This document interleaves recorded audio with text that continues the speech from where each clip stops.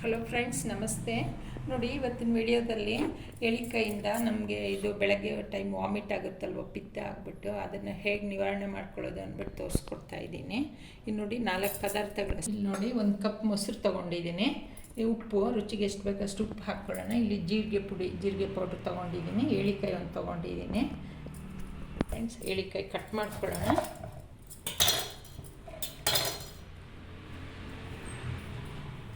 ರಸ ಹಿಂಡ್ಕೊಳ್ಳೋಣ. 1 piece cut ಮಾಡ್ಕೊಂಡಿದ್ದೀನಿ.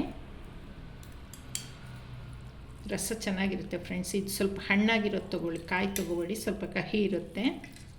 ಇದನ್ನು ಡೈಲಿ 1 ವಾರ 10 ದಿವಸ ಕುಡಿದ್ರೆ ನಮಗೆ ಪಿತ್ತ ಆಗಿರುತ್ತಲ್ವ, ಬೆಳಗ್ಗೆ ಟೈಮ್ ಒಂಥರ ಇದು ವಾಮಿಟ್ ಬರೋ ಥರ ಯೆಲ್ಲೋ ಕಲರೆಲ್ಲ ಬೀಳೋದು ಇದು ಆಗುತ್ತಲ್ವ, ಆ ಥರ ಇದಕ್ಕೆಲ್ಲ ತುಂಬ ಬೇಗ ನಿವಾರಣೆ ಆಗುತ್ತೆ.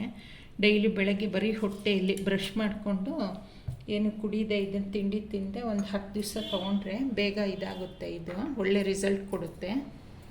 ನೋಡಿ ಫ್ರೆಂಡ್ಸ್, 1 ಹೋಳಷ್ಟು ಹಿಂಡ್ಕೊಂಡಿದ್ದೀನಿ, ಸಾಕು. 1 ಕಪ್ ತೊಗೊಂಡಿದ್ದೀನಲ್ವ, ಜಾಸ್ತಿ ಪ್ರಮಾಣದಲ್ಲಿ ಮಾಡಿಕೊಂಡ್ರೆ 1 ಎಳಿಕಾಯಿ ಫುಲ್ ಹಿಂಡ್ಕೊಳ್ಳಿ. ಫಿಲ್ಟ್ರ್ ಮಾಡ್ಕೊಳ್ಳೋಣ, ಬೀಜ ಎಲ್ಲ ಇರುತ್ತೆ.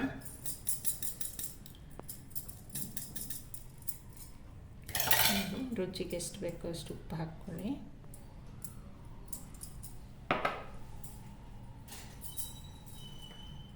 ಜೀರಾ ಪೌಡ್ರ್ ಸ್ವಲ್ಪ 1/4 ಸ್ಪೂನಷ್ಟು ಹಾಕ್ಕೊಳ್ಳಿ, ಸಾಕು. 1/4 ಸ್ಪೂನಷ್ಟು ಹಾಕ್ಕೊಳ್ಳಿ, ಜಾಸ್ತಿ ಆದರೂ ಚೆನ್ನಾಗಿರಲ್ಲ. ಏನಿಲ್ಲ, ಅಷ್ಟೇ, ಜಸ್ಟ್ ತುಂಬ ಬಟ್ ಟೇಸ್ಟು ಚೆನ್ನಾಗಿರುತ್ತೆ. ಮಕ್ಕಳು ಕುಡಿತಾರೆ, ಆ ಥರ ಏನು ಕಹಿ ಏನಿರಲ್ಲ. ಈ ಜೀರಿಗೆ ಪೌಡ್ರು ಉಪ್ಪೆಲ್ಲ ಹಾಕಿರ್ತೀವಲ್ವ, ಕುಡಿದು ನೋಡಿ ನೀವು. 1 ವಾರ 10 ದಿವಸ ಕುಡಿದು ನೋಡಿ, ನಿಮಗೆ ಗೊತ್ತಾಗುತ್ತೆ.